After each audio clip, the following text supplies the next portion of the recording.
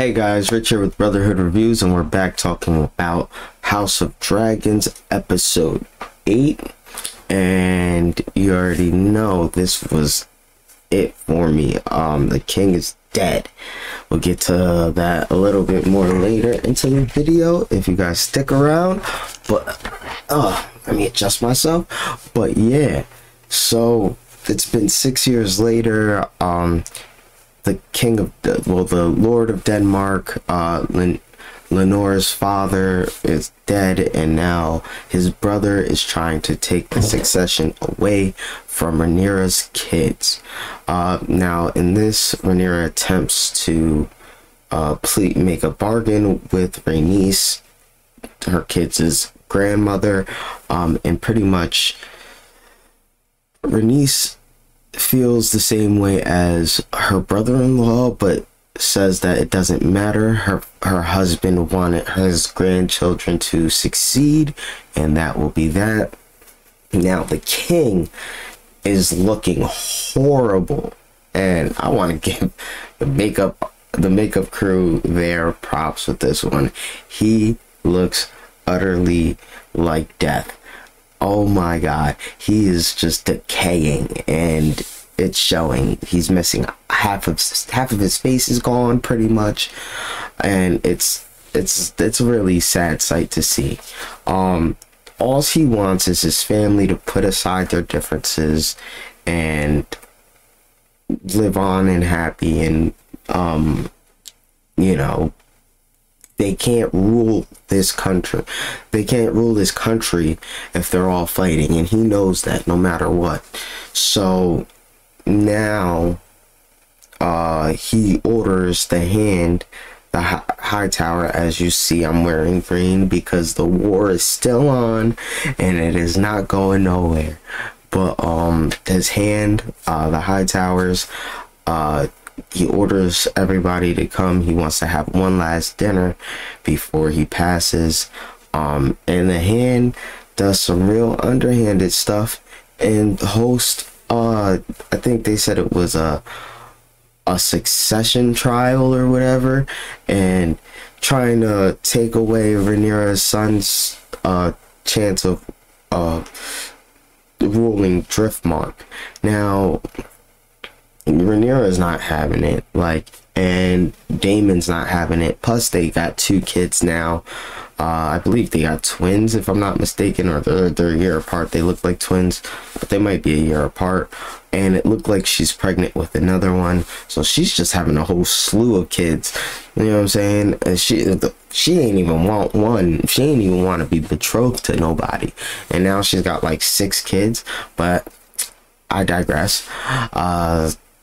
They're pretty much standing there pleading their case, and the hand is really you could tell he wanted to give the rights to the uncle and be like, well, you know. And so the king wobbles in and he says, I don't understand why there's a succession trial, and you know, the succession has already been dealt with, and if you have any issues, you should be talking to the late, you know, the wife of the late king, Lord.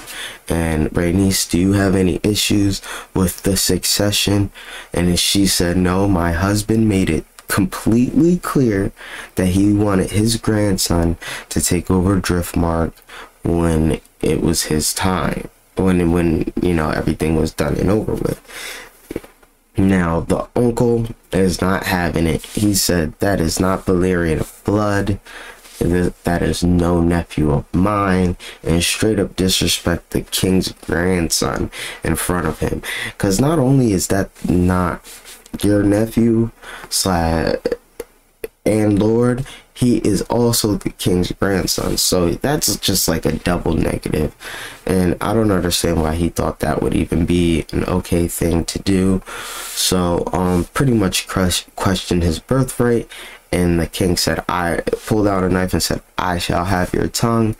And Daemon lopped off his head and said he could keep his tongue, you know, I'll have his life. And there goes any other pretty much any person who could just say anything. But also the deal that Rhaenyra made was that her children are going to marry Daemon's girls, so they're gonna pretty much combine families like that, which is not a bad thing, because now their kids will be of Valerian blood, and that helps, you know, in the lines and everybody just not being upset about bloodlines and stuff like that.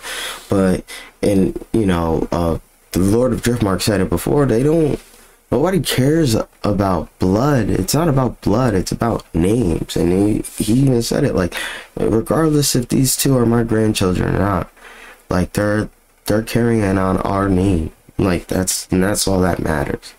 But this episode was a real good one. Now we get to the dinner. The dinner part was just so tense. So obviously the kids still have their squabble from earlier. You know, the king's sons still think of Rhaenyra's sons as bastards, and they poke at that. Rhaenyra and Alicent come to a truce pretty much at the dinner, because he's like, I need you guys to stop fighting. Like, I will not be at any more, you know, this may be the last dinner I ever get to see my family.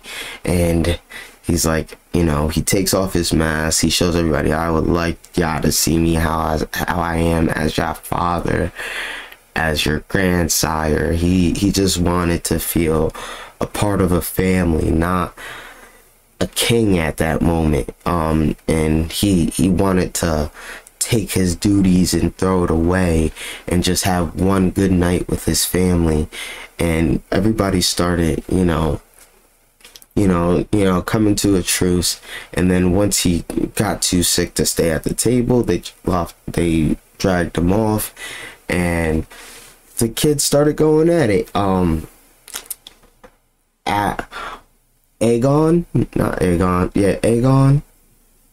I believe he's the one with the missing eye.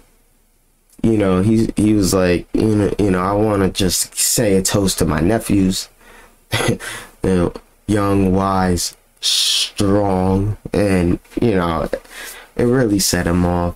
Alicent was like, why would you say something like that? Like, how, like, you know, he's just antagonizing them, and he tried to play it off like they were blowing it out of proportion, but he knew what he was doing. He's still spiteful because he's missing an eye. But you know, Alicent goes to her husband's chamber after all of that, and he says it because not only is their son named Aegon, Rhaenyra's one of Rhaenyra's new son's name is Aegon. So he says, you asked me before who I thought about the dream. You know, with the milk of the poppy, him being sick, his words are like, you know, it's not all there. So it's like, he just says, yeah, it's Aegon. The dream was about Aegon, and she thinks it's about their Aegon. And, woo boy, she says, I understand. And you can just tell by her tone that she is about to rage a very crazy war.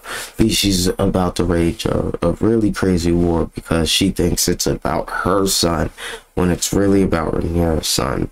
And technically grandson, I would say. But anyways, this episode really opened up the world and really showed us what is going on, like, not what's going on, how everything unfolded, and how the Targaryens are very superstitious people, and that they take their lore and their prophecies very seriously, and that if you're not fully explaining them, how you can take them out of context, especially when you name all your kids after each other.